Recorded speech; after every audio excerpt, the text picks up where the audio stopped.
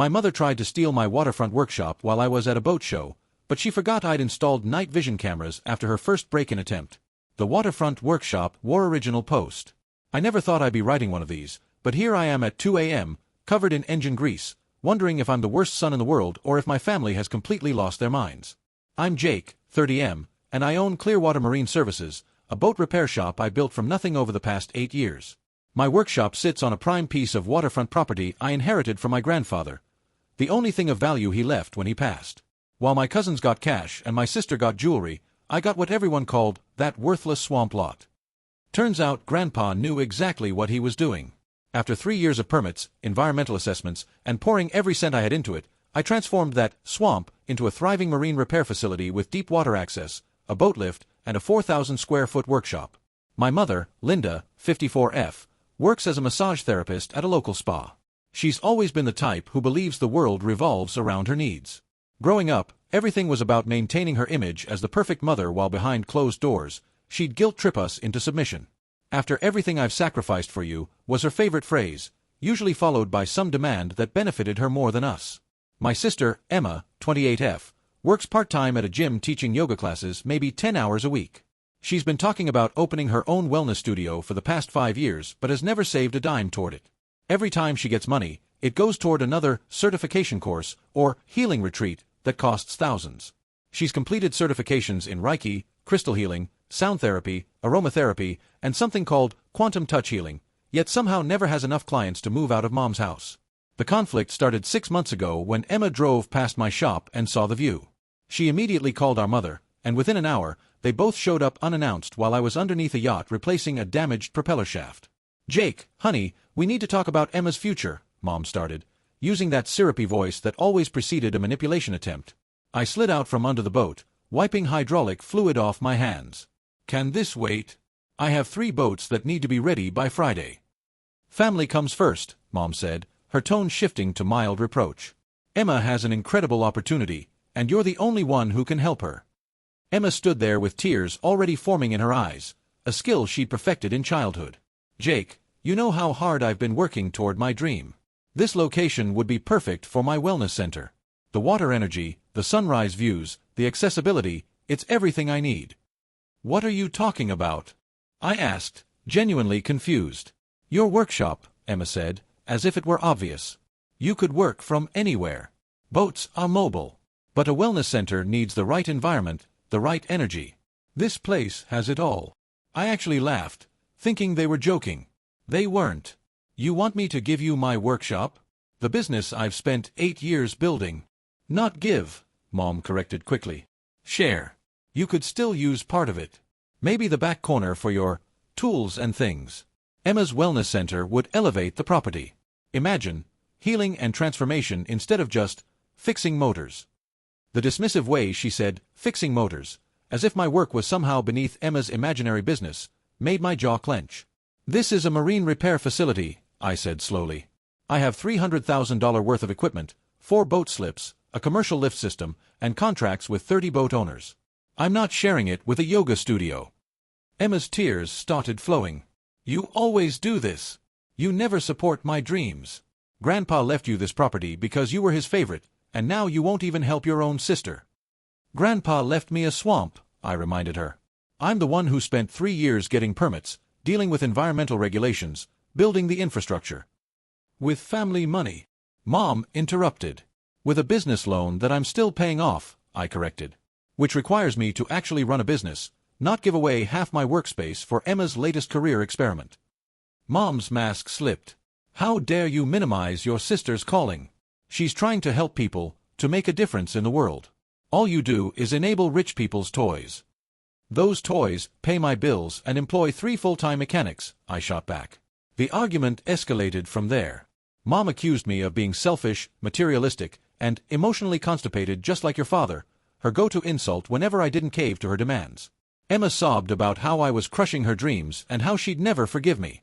They finally left when a customer arrived, but not before Mom delivered her parting shot. "I hope you can live with yourself, knowing you're destroying your sister's future." That was 6 months ago. Since then, the guilt trips have been relentless. Mom texts me daily about Emma's depression and how she's given up on life because of my selfishness. She's shown up at my shop during business hours to loudly tell customers how I'm the son who values money over family. She's called my employees to tell them what a horrible person I am. She even contacted my ex-girlfriend to commiserate about what a cold, heartless man I am. Emma posts passive-aggressive memes on social media about toxic family members who don't support your dreams, and when blood relatives become your biggest obstacles. She's told everyone in our extended family that I'm hoarding resources while she struggles. Several cousins have reached out to tell me I should just give her a chance, or family helps family. The thing is, I work 12-hour days, often 7 days a week during boating season. I'm not hoarding wealth, I'm building something. Every dollar goes back into the business, paying off loans, or saving for equipment upgrades. I live in a modest apartment, drive a 10-year-old truck, and my idea of splurging is buying name-brand cereal. Meanwhile, Emma lives rent-free with Mom, drives a car Mom bought her, and somehow always has money for her retreats and courses. Last week, things escalated. I came to work Monday morning to find someone had tried to change my locks. The new lock was half installed but apparently abandoned. When I checked my security system, the cameras showed 2 figures in hoodies at 3 a.m., but the footage was too dark to identify them clearly. Then yesterday, Mom called with a new approach. "Jake, honey, I've been thinking. What if we made this official? Emma could pay you rent for half the space. Say, $200 a month? That's fair, right? Mom, do you know what commercial waterfront property rents for? My mortgage alone is $4,000 a month. But she's your sister. You can't expect her to pay market rates. Besides, once her wellness center takes off, she can pay more." "No, Mom. The answer is no. It will always be no." She sighed dramatically. "I've tried to be reasonable, Jake. But if you can't find it in your heart to help your own sister, then maybe you don't deserve that property. After all, Grandpa meant for it to benefit the whole family, not just you." "Is that a threat?" "It's a fact. Emma has just as much right to that inheritance as you do. Maybe we should let a lawyer sort this out." I hung up. Now I'm sitting here, exhausted, wondering if I'm being unreasonable. I worked so hard for this. But they're making me feel like a monster for not handing over half my business to someone who can't even commit to a full-time job. Am I wrong here? Update 1, 2 weeks later. Thank you to everyone who responded to my original post. Your comments gave me the clarity and backbone I needed. You were right. This was about to get much worse. After reading your suggestions, I immediately upgraded my security system. I installed 8 high-definition cameras with night vision, motion sensors, and cloud storage. I also changed all my locks to electronic ones with keypad entry and got a security audit from a professional firm. Best $5,000 I ever spent.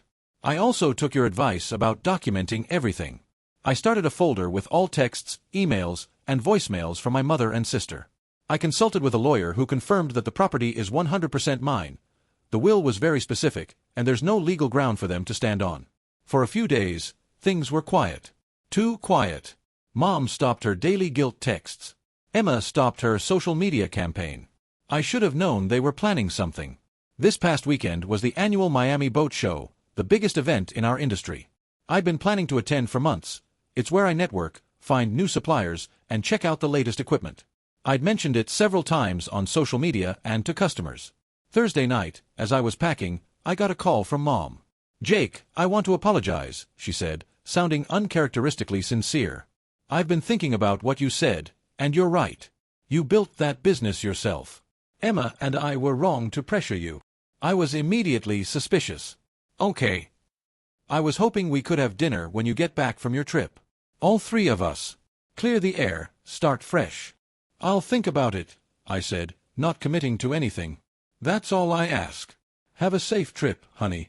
The conversation felt off, but I had to leave for the airport at 4 a.m., so I pushed it aside. I made sure everything was locked up tight, set the security system, and headed to Miami. Saturday afternoon, I was at the Yamaha booth when my phone started blowing up with motion alerts for my security system. I opened the app and couldn't believe what I was seeing. My mother and sister were at my shop with what looked like a locksmith van. But they weren't trying to break in this time. They had keys. Oh. I watched in real time as they walked right through my front door. I immediately called the police, explaining that intruders were in my commercial property. Then I kept watching the cameras, recording everything on my phone as backup. What I saw next made my blood boil. They weren't robbing me. They were measuring. Emma had a tape measure and was mapping out the space while Mom took photos. They'd brought in what looked like furniture catalogs and paint samples. Emma was literally planning her wellness center in my active workshop, pointing at where my hydraulic lift was and gesturing like she was explaining where something else would go. The locksmith, and I use that term loosely because what legitimate locksmith does this, was working on my office door, the one that leads to my private records and safe. That's when I called my lawyer. "Record everything," he said. "Don't delete anything. This is criminal trespassing, breaking and entering, and conspiracy to commit fraud. Do you have any idea how they got keys?" That's when it hit me. 3 months ago, Mom had visited me at work with peace offering lunch. She'd been unusually sweet, reminiscing about old times, showing me old photos on her phone. I'd left her alone in my office for maybe 10 minutes while I helped a customer. My spare keys had been in my desk drawer. The police arrived within 20 minutes, the beauty of having a commercial property in a good neighborhood. I watched via camera as officers entered and found Mom and Emma casually planning their theft of my business. The locksmith tried to claim they'd hired him for their property, but quickly changed his tune when officers mentioned felony charges. Mom tried her usual manipulation with the cops. "This is a family matter. I'm his mother. We're not stealing anything, we're family." Emma went with tears. "He promised I could use the space. He's just being vindictive because he's in Miami with his new girlfriend." "I don't have a girlfriend, new or otherwise." The officers weren't buying it. They arrested all 3 for criminal trespassing and attempted breaking and entering. The locksmith immediately flipped, admitting they'd hired him to change all the locks so I'd be locked out when I returned. They'd planned to move Emma's stuff in over the weekend and present it as a done deal. But here's where it gets even worse. I flew home immediately, catching a red-eye that night. When I got to my shop Sunday morning, I found they'd done more than just plan. They'd already started moving things. My tool chests had been pushed to one corner. Someone had drawn chalk lines on the floor marking off Emma's space. They'd even put up a temporary curtain dividing the workshop in half. In my office, I found the smoking gun, a lease agreement Emma had drawn up, backdated to 6 months ago, claiming I'd agreed to rent her half the space for $200 per month. It was signed with what looked like my signature, but was obviously forged. They'd also created fake text messages, poorly photoshopped, showing me agreeing to the arrangement. My lawyer says this elevates everything to conspiracy to commit fraud and attempted grand larceny, given the value of the property and business they were trying to steal. The fake lease and forged signature are federal crimes. The locksmith, trying to save himself, has provided a full statement. They'd paid him $2,000 cash to change all the locks, disable the security system, which he failed to do because it was a newer model than he expected, and make it look like Emma had always had access. He also revealed they'd been planning this for months, waiting for the boat show because they knew I'd be gone for 3 days. Mom and Emma were released on bail Sunday night. Monday morning, Mom showed up at my shop with tears streaming down her face. "How could you have your own mother arrested?" she wailed. "I gave birth to you. I raised you. And this is how you repay me." I stayed behind the locked door and spoke through the intercom. "You tried to steal my business. You committed multiple felonies. You forged my signature. What did you expect? We're family. Family doesn't send family to jail. Family doesn't try to steal from family either." She pounded on the door. "You're going to regret this. I'll tell everyone what kind of son you really are. You'll be ruined in this town." "Mom, you're on camera again. My lawyer says any harassment or defamation attempts will only make things worse for your case." She left, but not before keying my truck in full view of the cameras. Add vandalism to the charges. Emma tried a different approach. She sent me a long email about how this was all Mom's idea, how she was manipulated, how she's the real victim here.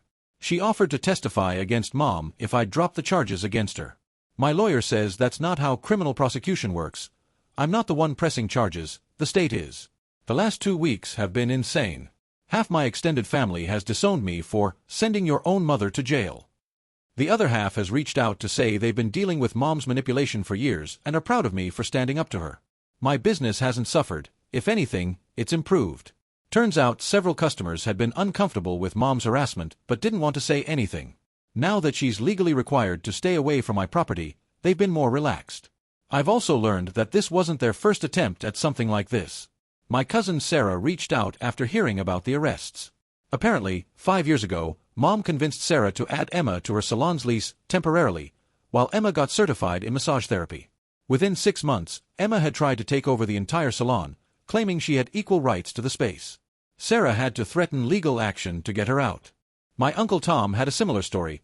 Mom had convinced him to let Emma use his restaurant's back room for yoga classes. Emma gradually took over more space, started calling it her studio, and even told people she was part owner of the restaurant.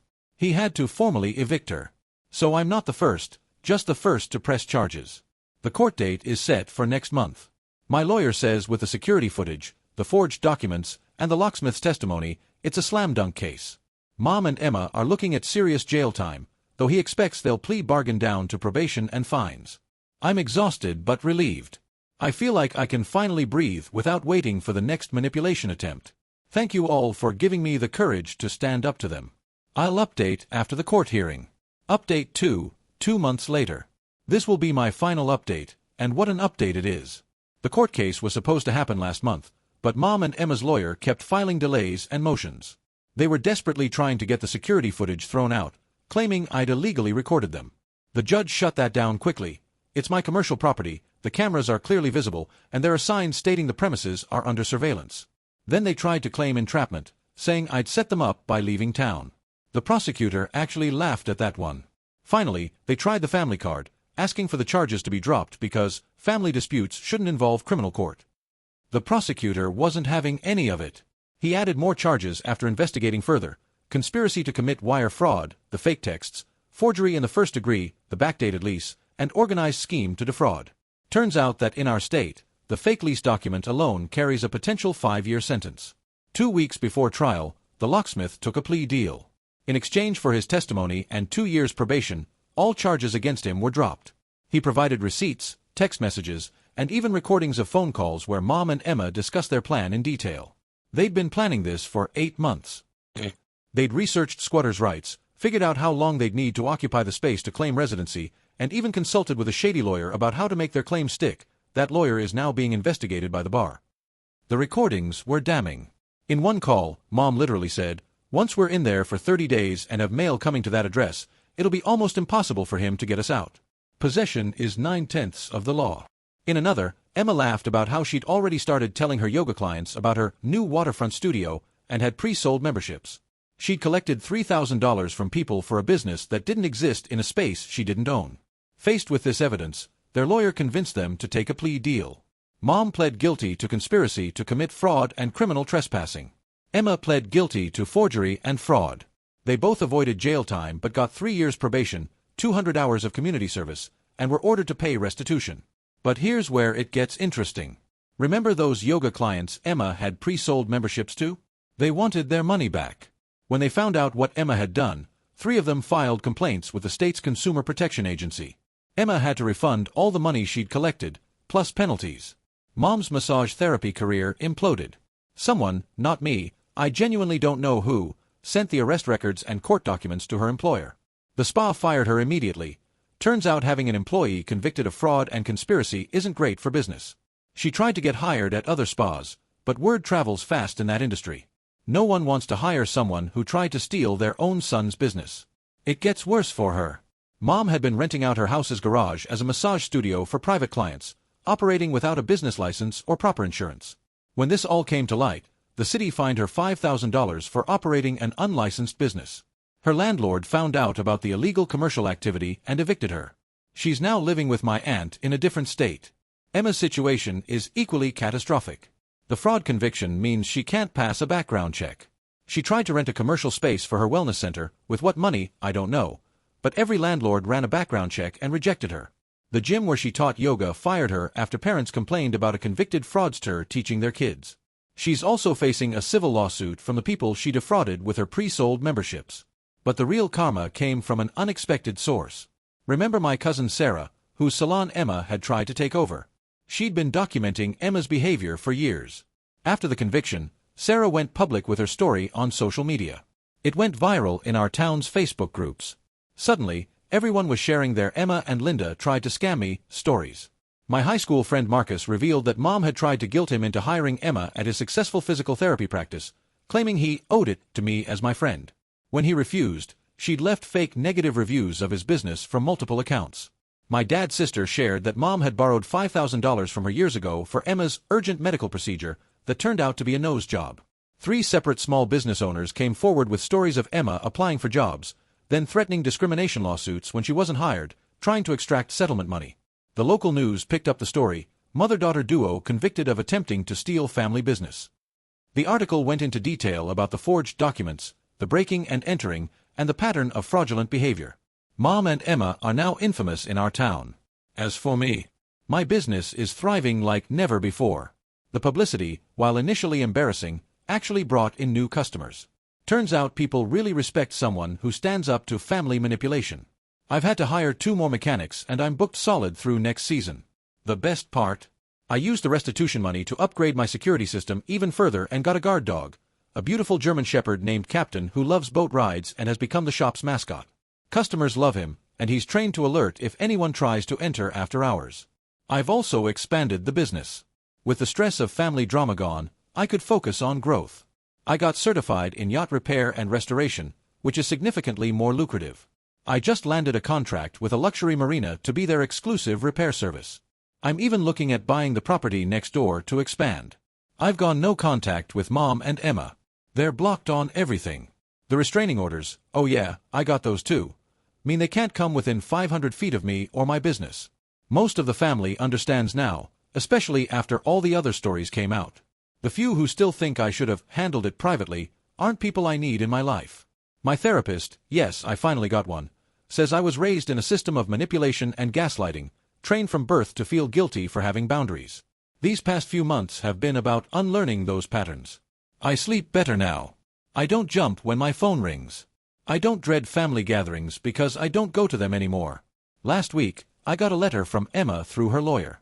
She wants to apologize and make amends. The letter went on about how she's in therapy now, how she sees how wrong she was, how she wants to repair our relationship. My lawyer responded with a cease and desist, reminding her that any contact violates the restraining order. Mom tried a different approach. She had my elderly grandmother call me, crying about how the family is torn apart. I gently told Grandma that Mom tore the family apart when she tried to steal from me, and I'd be happy to visit Grandma separately but won't be around Mom. Grandma understood. Turns out Mom had been stealing from her too, small amounts from her purse during visits. The waterfront workshop that Grandpa left me?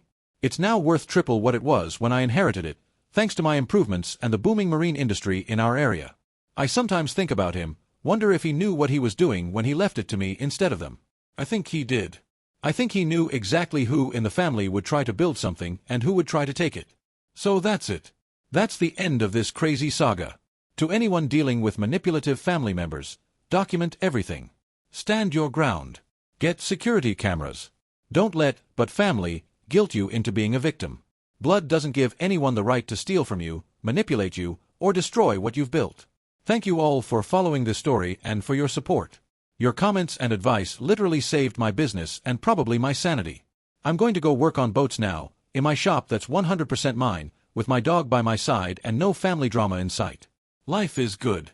Final reflection, posted the next day. I woke up this morning to hundreds of messages, and I wanted to add one final thought. Several people have asked if I regret going nuclear on my family, if I wish I'd handled it differently. Here's the truth. I gave them hundreds of chances to handle it differently. Every ignored no, every guilt trip, every manipulation attempt, those were all chances for them to respect my boundaries and treat me like a human being instead of a resource to exploit. They chose to escalate. They chose to break the law. They chose to try to steal what I built. I simply chose to finally protect myself. The saddest part isn't losing my relationship with them. It's realizing there was never a real relationship to lose. They never saw me as Jake, the person. I was Jake, the resource. Jake, the backup plan. Jake, the one who could be guilted into compliance. But here's what I've gained: peace. Real relationships with people who respect me. A thriving business. Self-respect. The ability to say no without guilt. The knowledge that I can stand up for myself even against the people who programmed me not to. To those struggling with similar situations, you're not crazy. You're not selfish. You're not a bad person for having boundaries. The people who tell you otherwise are usually the ones who benefit from you having none. And to Mom and Emma, if you somehow see this, I know you cyberstalk me despite the restraining orders, I forgive you. Not for your sake, but for mine. I forgive you and I release you to live with the consequences of your choices. I hope you find help. I hope you change. But you'll do it without me. Captain just walked into my office with his leash in his mouth. Time for our morning walk around the marina before the first customer arrives. It's a beautiful day, the sun is shining on the water, and I have 3 yacht restorations lined up that will keep me busy through winter. Grandpa, if you're watching, thank you for the workshop. I promise I'll keep building something you'd be proud of.